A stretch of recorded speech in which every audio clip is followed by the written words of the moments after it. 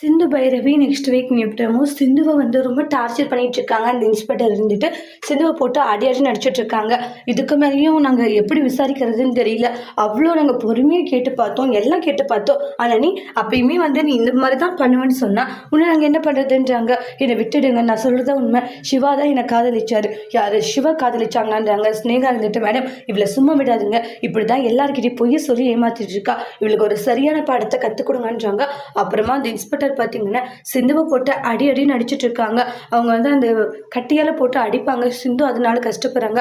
அப்புறமா சிந்துவை கீழே தள்ளி அவங்கள எட்டி எட்டி உதச்சிட்டு இருக்காங்க. அதெல்லாம் பார்க்கும்போது சிவாவுக்கு ரொம்பவே கஷ்டமாயிடுது.